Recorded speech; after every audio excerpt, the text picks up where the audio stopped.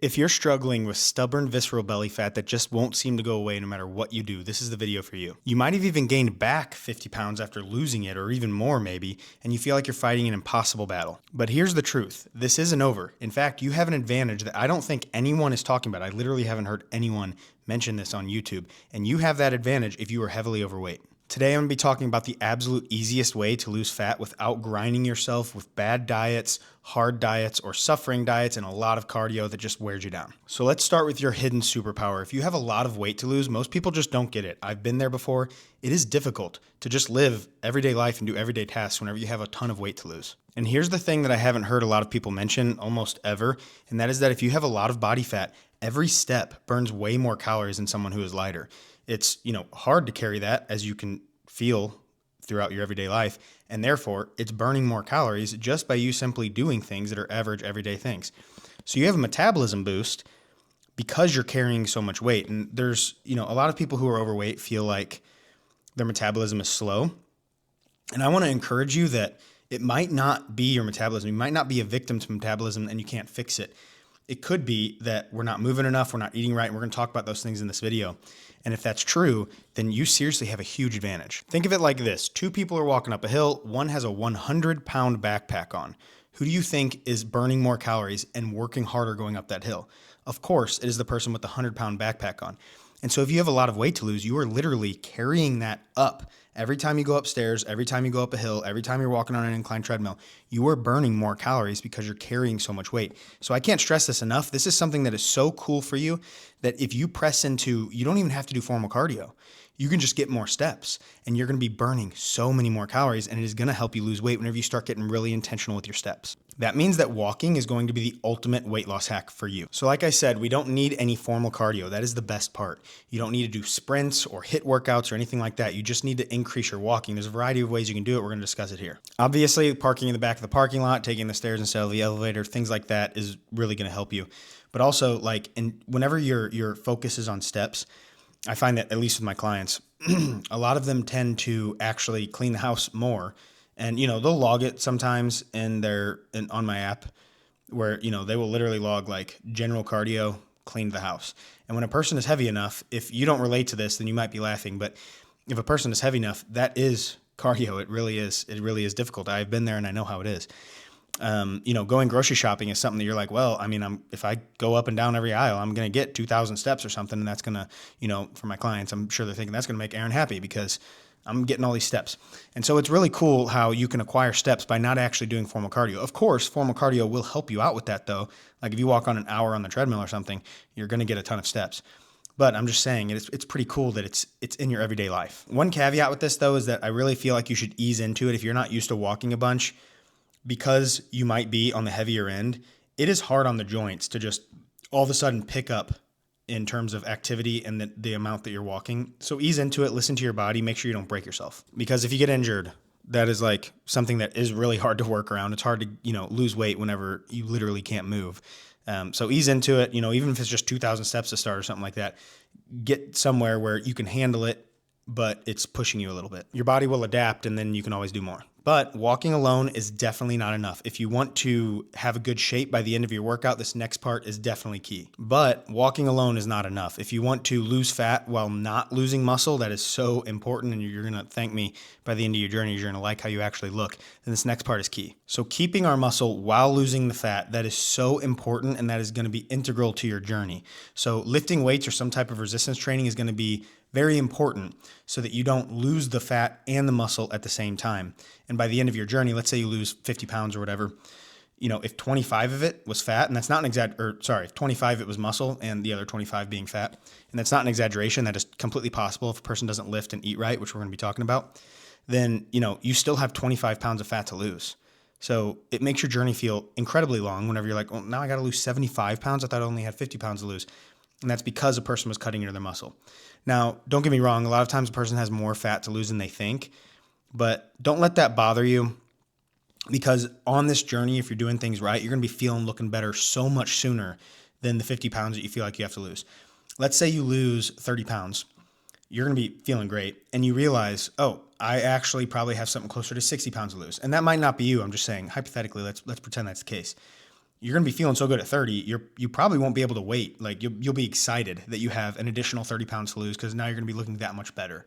So hang in there. Don't be discouraged by that. And it's very possible that you have less than 50 pounds to lose. I'm just saying, make sure to defend that frame of mind where you don't actually know how much you have to lose, but we need to keep our muscle so that we are getting to our goal a lot faster than having to lose 25 pounds of fat plus 25 pounds of muscle. And so now we still have 25 pounds of fat to lose.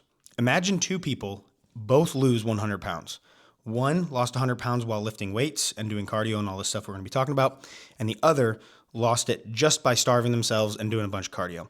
This one is going to look deflated, exhausted, and maybe even poor health, while this one looks strong, confident, and has shape to their body. Okay, so I'm going to be reading off my phone a little bit here as I have some notes on machines and everything. So should you go to the gym? Should you train at home? It really doesn't matter. Pick whichever one is going to empower you to actually stick with it and do it.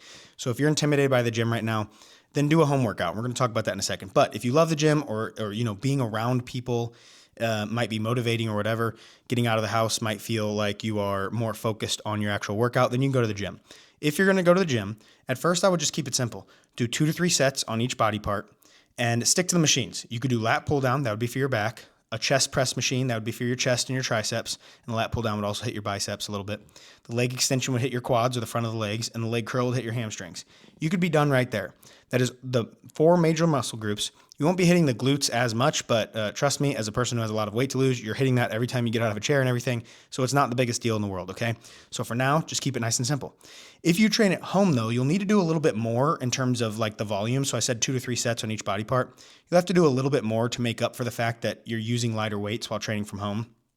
But you could do squats. So, you could use a countertop or a chair as needed. You could just get up out of a chair and do chair squats. You could do regular squats. Doesn't matter. You're going to be hitting your glutes and your quads with the squats.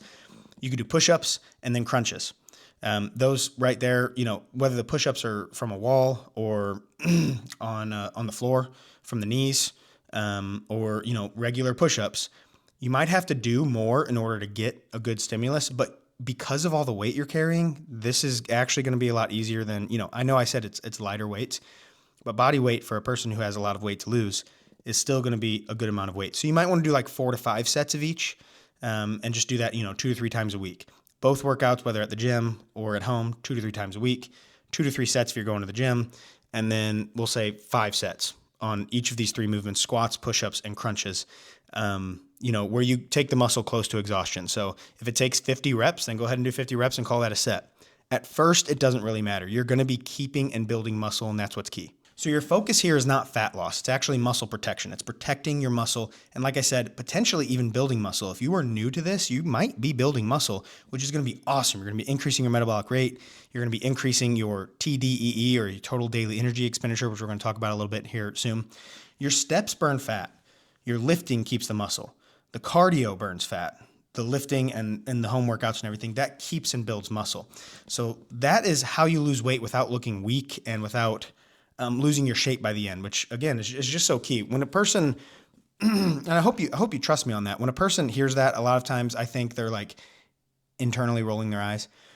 But I'm telling you, I've been a trainer for 10 years. I've seen this a lot of times. When a person loses a bunch of weight, 200 pounds, 100 pounds, something like that, they're always shocked by the end if they weren't doing the things that, that I would tell them to do, of like how much more they had to go. And it's because so much of it was muscle, and I just don't want that for you. But even if you work out, even if you're doing all this right, of course, what you eat is going to make such a difference and actually could pretty much, wipe out all the progress you made with exercise and everything. So let's talk about diet. So this next part is going to be making fat loss automatic. And I'm serious. It is like on autopilot. Imagine that you're driving somewhere without a GPS. And that's kind of what, somewhere you've never been before, you might get lost, kind of not confident. That's what not food logging, not keeping track of your calories is going to be if you're just kind of like shooting in the dark. So we can control this, and kind of like a GPS guides you, and as long as you follow the GPS, you get there. You are guaranteed to get to your destination if you are tracking your calories. Now, you don't have to do this forever. If you're like, oh my gosh, I hate that. Don't worry. Number one, it gets a lot easier because it's a skill like anything else. A common analogy that I use with my clients is like changing brakes. If you were to change the brakes on your car, the first time you do it, you might mess up your car. The second time you do it, you probably still might not be super confident. The 17th, 18th, 19th time you do it, you're going to be getting better and better. Eventually, you're going to be able to open your own brake shop and charge ridiculous prices in order to change people's brakes because you got so good at it. And food logging is so much easier, I think. I don't know how to change brakes, but it's so much easier. Okay, and I can teach you how to do it. But also, I have a super awesome hack for you that it's coming up that makes food logging so much better. And actually, looking at my notes, I'm going to be talking about that now. So food logging is kind of like your roadmap. It doesn't have to be complicated to get to where you need to go. It's kind of this, what I'm going to tell you here. It's kind of like just taking the highway to your destination. Okay, it's nice and easy, just straight line. Don't have to get lost. Okay, so pick 2 to 3 meals from my cookbook. I'm about to talk more about my cookbook. It's totally free. Okay, so don't leave. It's totally free. I'm going to give it to you. But get good at making those and log those and just repeat. That takes 90% of the guesswork out of it. And that's so exciting that you can have exact macros, exact calories. I use MyFitnessPal. You can just, make a custom food in there. Aaron's white chicken chili. Aaron's protein mac and cheese. These are in the cookbook. I know there's like an enchilada bowl thing in there. It's delicious food, extremely high protein, extremely filling. And I tell you the grams that is going to be, that you serve from. So let's say you make the white chicken chili and you have a big pot of it and you're like, well, I don't know how many. Aaron says that this makes 9 servings. I forget what it is. Check the cookbook. Which I should just mention it now. Link in description, link in the pinned comment. Okay, so you can get my cookbook totally free. People love it. I want that for you. But it says the grams on there. So let's say it'll say 375 grams is a serving, and this pot of chili makes 9 servings. You just measure out 375 grams of the food scale. It's awesome. It's easy. No guesswork. No figuring all this stuff out. Now I can teach this to you. Like if you really want me to, like DM me on Instagram. I can teach you how to make your own recipes. But why not just for now follow some recipes outside of the recipes? Because you might not want to eat, like they're mainly dinner meals. There is some breakfast, like breakfast bowls and stuff in there. But you might not want to, eat every single meal from this thing. That's mainly dinners and lunches.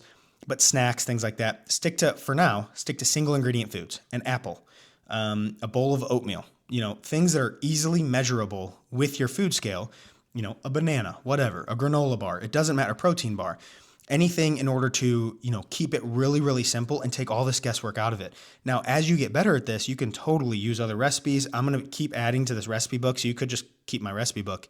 But you could do your own recipes. You could, you're going to acquire the skills that makes it so much easier.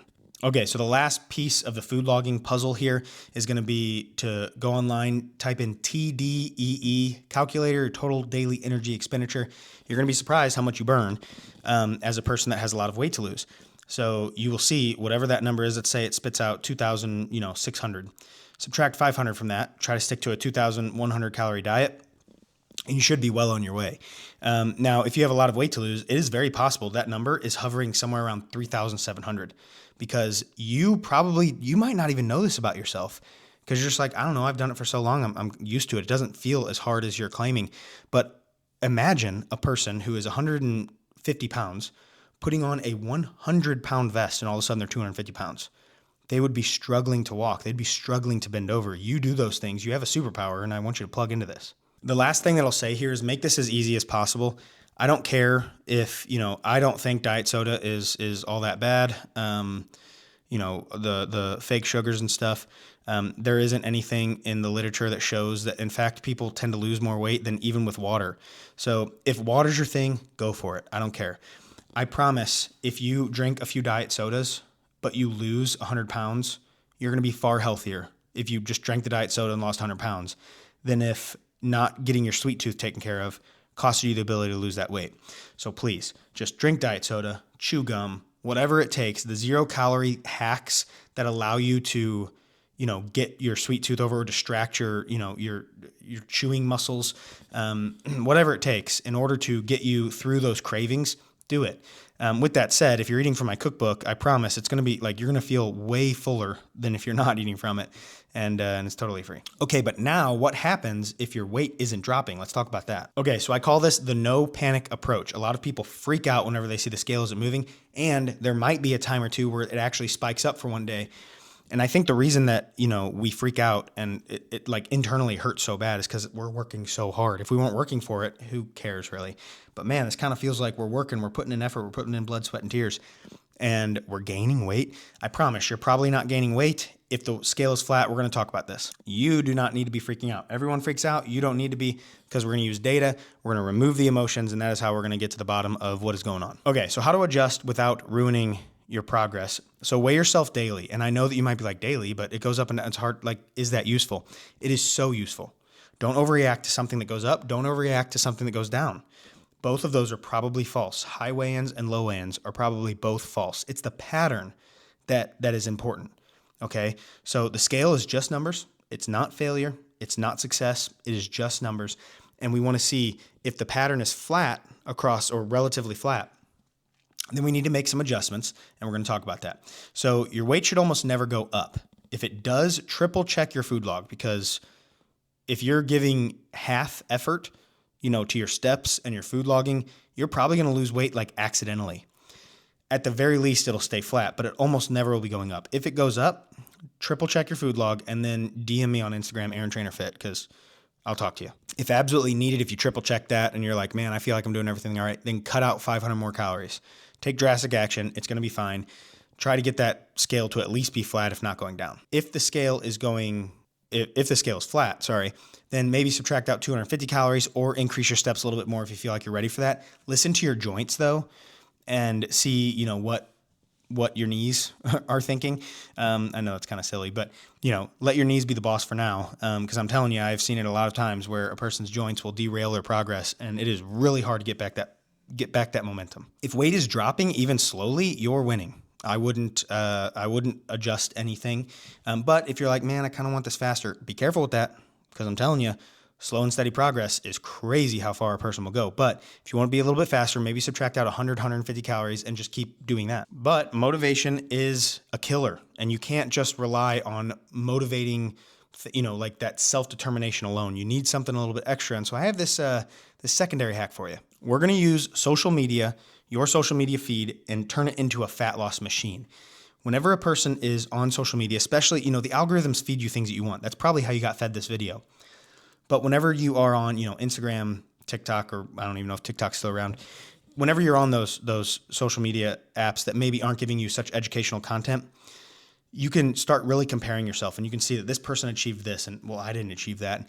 And we need to start being very intentional with, if a post makes you feel down, if a post defeats you, say you're not interested in that creator. Say you're not interested in that post. Start watching more of my videos. Surround yourself with positive people. If someone's negative in your life, hopefully it's not like your spouse or something, because that changes things. But if someone's negative in your life about your weight loss, I'm not saying cut them out forever. Cut them out for now. Don't let any of that in. Surround yourself constantly with motivating messages, with, there's entire accounts on Instagram, I know, dedicated to just motivating you to, hey, you have things to live for. You have things to achieve. Let's get after it. Some of them are kind of corny. Others of them are more like family oriented and stuff. Doesn't matter. Surround yourself with all of it. Watch my videos. Anything to get you motivated to keep going. That is what's going to really help. And I'm telling you, if you start telling Instagram's just the one that I think of, but I'm sure Facebook and everything does this too. If every post you see, if you're like, why am I feeling defeated? Why am I feeling negative? What post did I see that made me feel that way? Even if it's something that's kind of positive, let's say a person changed their life and you're like, oh, that should be encouraging me. But if it's not encouraging you, say you're not interested in it. If it is making you feel like you're comparing yourself, or temporarily delete the apps or whatever, walk and listen to podcasts, watch my videos instead, whatever, something that gets you motivated.